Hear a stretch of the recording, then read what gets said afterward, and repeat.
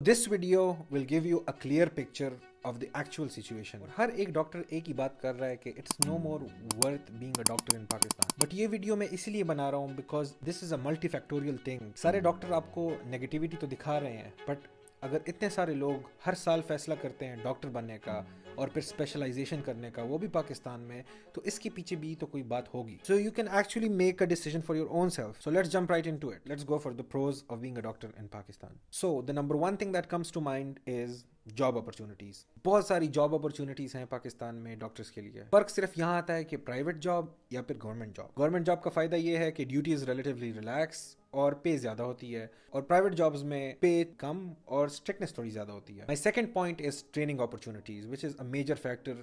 MBBS کے بعد MCPS, FCPS, and then comes masters and PhD in basic sciences. So when it comes to future career paths, you have plenty of options to choose from. میرا تیسرا point ہے respect. دیکھیں ایک زمانہ تھا جب CSS آفیسرز کی بہت رسپیکٹ ہوا کرتی تھی. ابھی اگر کوئی CSS آفیسر کو دیکھتا ہے کامنٹس نیگیٹو ہی ہوتے ہیں. MBBS اور ڈاکٹرز ابھی بھی اسی سچویشن میں ہیں کہ ان کی رسپیکٹ برقرار ہے. MBBS میں داخلہ لینا، پھر اس کے بعد 5 سال یا 6 سال محنت کرنا، پھر اس کے بعد اسپیشلائزیشن کرنا، یہ سارا بہت مشکل کام ہے. پھر ان کے ریلیٹیوز میں، ان کے دوستوں میں ان کی اس محنت کی بھی عزت ہوتی ہے.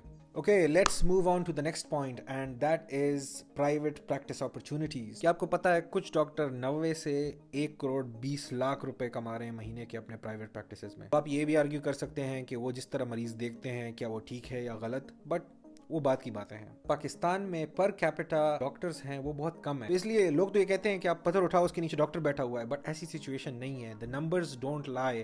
ایکچولی ہمارے پاس ڈاکٹرز کی کمی ہے اور اسی طرح ہمارے پاس پرائیویٹ کلینکس کی بھی کمی ہے. تو اگر ڈاکٹر بننے کے بعد آپ کسی پہاڑ پہ بھی ہنزا میں یا اسکردو میں کوئی کلینک کھول لیں چلے گا. اچھا، اب اس کے علاوہ ہمارا نیکسٹ پوائنٹ ہے ریسرچ. اگر آپ کو ریسرچ پسند ہے تو ابھی بھی بہت ساری ایسی اسپیشلٹیز ہیں جیسے کہ سائیکائٹری، جس میں آپ ابھی بھی بہت ساری ریسرچز کر سکتے ہیں، کیونکہ جو بھی گائیڈ لائنز یا پروٹوکالز وہ ہیں یورپ یا نارتھ امریکہ کی. پاکستان میں ابھی بہت اپرچونٹی ہے اس میں گروتھ کی، اپنے لیے ایک نام بنانے کی. ہمارا second last positive point about being a doctor in Pakistan ہے opportunities to go abroad. جب آپ وہ ایگزامس پاس کرتے ہیں آپ کا اسٹینڈرڈ آف لیونگ وہاں کے لوکل لوگوں سے بھی بہتر ہی ہوتا ہے، because doctors are one of the most highest paid jobs. Okay, our final point is, I guess it's more spiritual, and that point is through your knowledge and your hard work.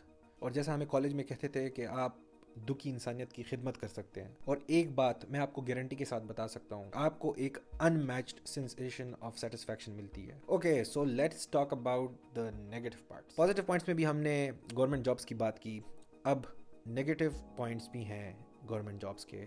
Pakistan میں جس speed سے نئے medical colleges بن رہے ہیں اور پھر government کی priority نہیں ہے health. You do get a job, یا تو آپ کو تنخواہ بہت کم ملتی ہے اگر جاب پرائیویٹ ہو، اور اگر سرکاری جاب ہو تو آپ سے جو وہ ڈیوٹی لیتے ہیں 72 آورز، 48 آورز، 12 آورز تو ریگولر ڈیوٹی ہے. اگر ہم پے کو کمپیئر کریں ڈیوٹی آورز کے ساتھ تو پھر فیئر محسوس نہیں ہوتا. تیسرا ایک بہت ضروری پوائنٹ جس میں میرے وہ دوست جو کہ اکیڈمکس میں بہت زیادہ انٹرسٹڈ، ان کے لیے ایک ڈاؤن سائڈ ہو سکتا ہے. یہاں پہ جو ٹریننگ کی کوالٹی ہے دیٹ از سب پار، کوئی بھی انٹرنیشنل گائیڈ لائنس فالو نہیں کرتا. تو اس لیے جو اسٹینڈرڈ آف کیئر آپ سیکھتے ہو وہ اسٹینڈرڈائز نہیں ہوتا. آپ کے سپروائزرز پہ بھی اتنا لوڈ ہوتا ہے کہ وہ آپ کو صحیح طریقے سے ٹائم نہیں دے پاتے. ٹریننگ والی جاب جو کہ آپ کے سیکھنے کے لیے ہوتی ہے وہ بیسکلی آپ ہاسپٹل کے امپلائی رہ جاتے ہو اور آپ کو صرف ہاسپٹل مینیج کرنے میں ہی اپنا سارا ٹائم اسپینڈ کرنا ہوتا ہے. اس کے بعد میرا نیکسٹ پوائنٹ بہت ہی ضروری ہے اینڈ آپ اس کو اوور لک نہ کریں. کچھ سپروائزرز بہت زیادہ ٹاکسک ہوتے ہیں، وربلی ابیوزو ہوتے ہیں، آپ کو مینٹلی ٹارچر کرتے ہیں. بہت سارے ایسے کیسز بھی آئے ہیں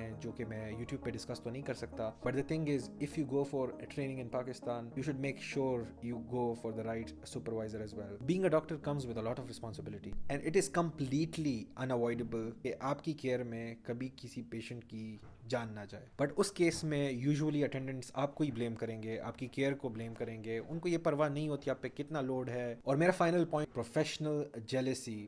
جو لوگ اس کمیونٹی کا حصہ ہیں ان کو آلریڈی یہ معلوم ہوگا کہ ڈاکٹرز میں انہیرنٹلی یہ کام ہوتا ہے کہ ایک تو وہ گیٹ کیپ کرتے ہیں انفارمیشن کو، یعنی کہ اپنی انفارمیشن یا نالج کو کسی اور کے ساتھ شیئر نہیں کرنا چاہتے، کسی کو سکھانا نہیں چاہتے. اور پھر ایک اور بات کہ وہ اپنے کالیگس کو انڈرمائن کرتے ہیں. تو یہ بھی ایک کانسٹنٹ چیلنج ہوتا ہے کہ آپ نے کس طرح اپنے کالیگس کے ساتھ انٹریکٹ کرنا ہے اور کس طرح پروفیشنل لائف میں نیویگیٹ کرنا ہے. This was the list I could come up with. If I missed anything, please do let me know in the comments. And don't forget to subscribe. اور جیسے کہ ویڈیو کے سٹارٹ میں نے آپ سے وعدہ کیا تھا ایک انتہائی ضروری ایڈوائز جو آپ کاغذ پہ لکھ کے اپنے کمرے میں دیوار پہ لگا دیں اور روزانہ اس کو دیکھیں، اور وہ ہے whatever you do it because you love doing it. کبھی بھی یہ سوچ کے اسپیشلٹی یا کریئر چوز نہ کرنا کہ یہ پاپولر ہے. If you love what you are doing absolutely no one can stop you from being number one. You will naturally be curious and curiosity will lead to success.